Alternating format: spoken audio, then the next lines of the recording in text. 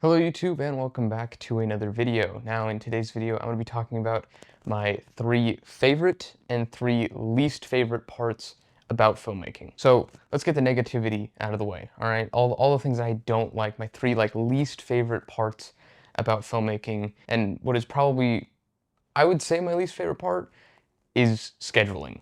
I hate the process of trying to get actors and crew and everyone together on certain days, trying to figure out, okay, well, I need these 2 actors on this day, I'll need that actor on this day, I'll need these actors on that day, and then figuring out what days work for everybody, making sure that we can fit it all in a reasonable time span, and just all of the logistics that go along with scheduling a shoot. It's just very confusing. It's a lot of work, and there are so many times where it's like you think you have something right, and then maybe somebody cancels or we have to shift something around. I will also plan it out very thoroughly, and so I'll say this day is going to be these scenes from this time to this time to this time, and then I also like to plan out the week so I can kind of balance the workload and say, all right, if we have like a day that's gonna be super long, it's gonna be, an 8-10 hour day.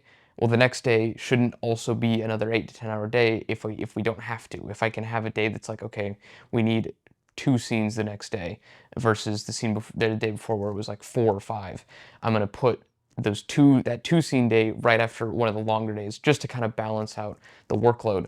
And it can get a little frustrating when that doesn't work out because my ideal schedule for filming doesn't really work with the actors and the crew and what they're able to do, and so then it gets jumbled around. For the most part, I've had, I would say, a decent amount of luck when it comes to this, and for the most part, I've been able to schedule stuff relatively easily. It still is always a lot of work, and I think I just always think back to chapter 4 where literally it just became such a mess that we had like initially it was going to be 1 week of filming, like a Monday to Saturday or Sunday type thing. And then it ended up being like 5 days of filming, and then like a week later we did the final 2 days of filming. And that like week in between was very awkward. I was able to like organize footage and do stuff in that time, but because of scheduling conflicts, we had to push back the last 2 days to like a week later, and that just became kind of weird, and it stretches out the process as well. I personally like to kind of get it all done in one go because it's just kind of like there's a mentality, there's just a mode that you're in when you're filming, and being able to do that day in and day out without a break kind of helps. And I think by the end of it, I'm definitely at like the best. I think the first day of filming is always like the worst. I'm always like rusty and I feel like I'm not into it. And so by putting them back to back, I can kind of get back into it and get into the groove again. And so by day 3 and on, I'm really at my best and doing my best. So ideally, I like to schedule stuff as one thing, and sometimes that just doesn't work. But yeah, that is definitely my biggest frustration with filming is just scheduling stuff. The next big frustration is one that I think hurts me personally the most, and it's forgetting equipment. Because I've had some pretty bad instances of forgetting equipment. Um, I remember on the first Star Wars fan film, I literally just didn't bring a tripod. There was no tripod. We had a gimbal, luckily, and so I was able to work with that and get some stable shots there. But we were literally just working without a tripod the whole day, and that was bad. But it's nothing compared to when we were filming the initial 3 chapters of Children of the Watch, and we were filming up in the mountains, and we drove up, get to the location, which I think was like an hour and a half from where I lived, and I realized that I had forgotten the drive that we were filming on.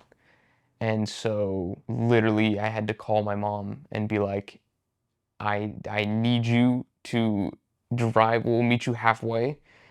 I need you to meet me, or else like this day is just done. Like we just don't film today. And this kind of goes back to the scheduling thing because if we don't film this day, that messes up the rest of the schedule and it messes up everything else.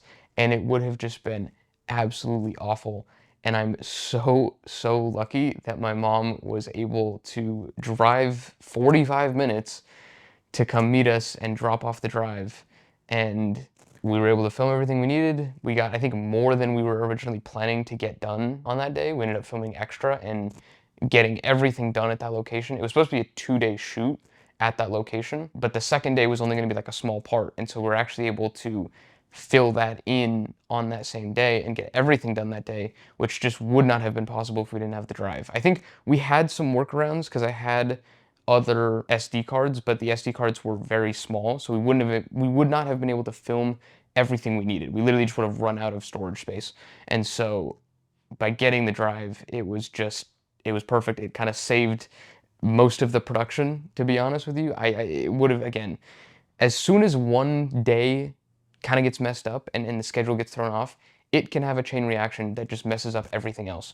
And so because we were able to shoot that day and because my mom was able to get the drive to us, it saved that day, and it definitely made things just infinitely better and smoothed things out and saved us from just a ton of other problems that would have come up. Now, this last thing is kind of interesting. I'm gonna transition this last thing that I don't like into a thing that I also do like, and it has to do with the premiere. Now, one of my least favorite parts of making a movie is actually watching the movie at the premiere, because it is a very, very stressful time. Because this is the moment when I am showing everyone for the very first time what they have invested so much of their time into.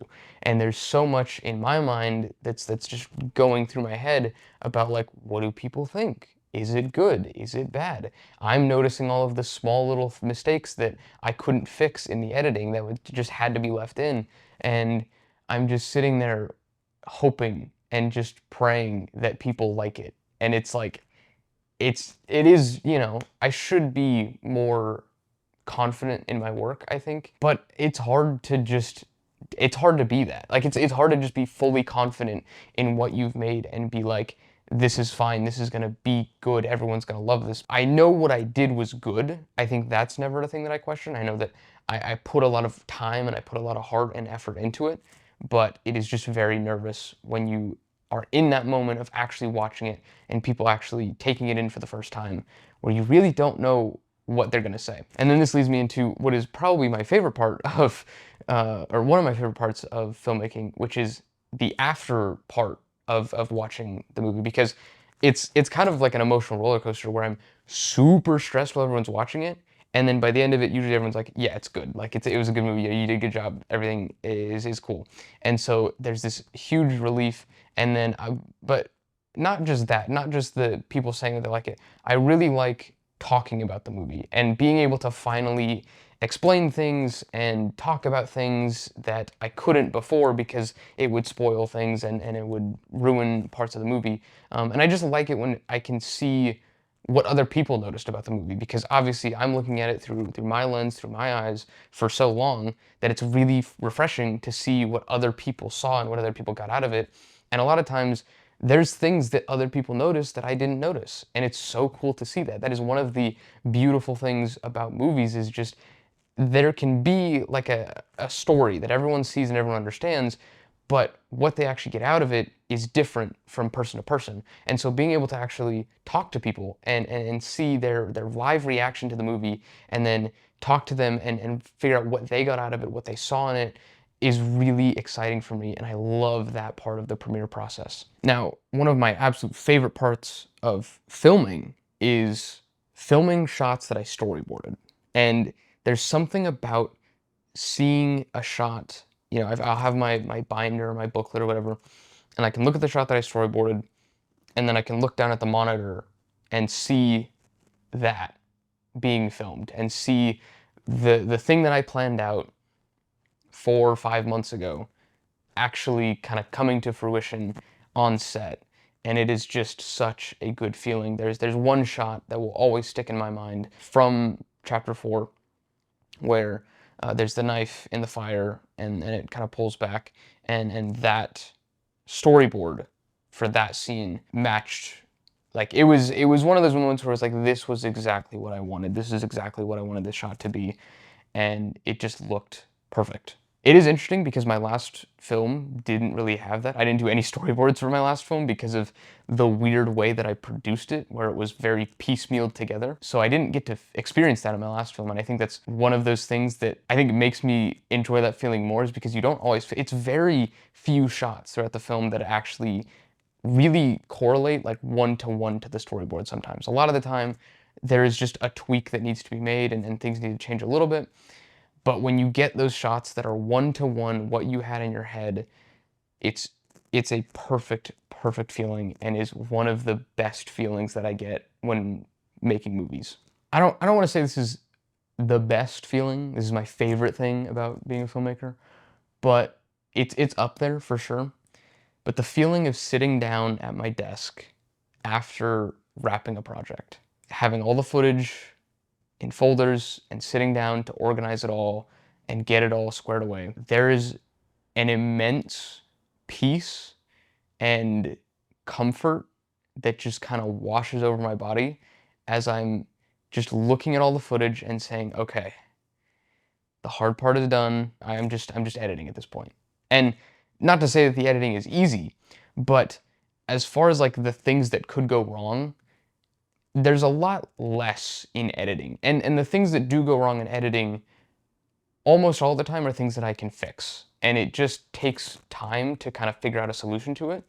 Whereas with filming, I mean, things can go wrong in filming very easily that could like derail the project. And in editing, nothing like that has ever really happened to me. I've never missed a shot that was so important, so crucial that I had to scrap an entire film. Usually I can find a workaround and save the film, and it'll be completely fine. And a lot of the times it just goes unnoticed. And after, you know, a year or so, I'll have forgotten about it. Being able to sit down and say, okay, the film was written, we storyboarded it, we got all the costumes, got all the props, got all the people together, scheduled the project, spent hours and hours filming stuff, and now I can just finally sit down and put all of the pieces together. It is an immensely satisfying and just comforting feeling to just be able to sit down at my computer and edit and not have to worry about so many of the other logistical problems. It's stepping away from the chaos of production where you're juggling so many different things to just saying, all right, let's put the story together. And that's it. And it's beautiful, and I love it. And it is probably, without a doubt, one of my favorite parts of being a filmmaker, one of my favorite feelings as a filmmaker. And with that being said, that is all I have for you today. Thank you so much for watching, and I will see you in the next video. Bye-bye for now.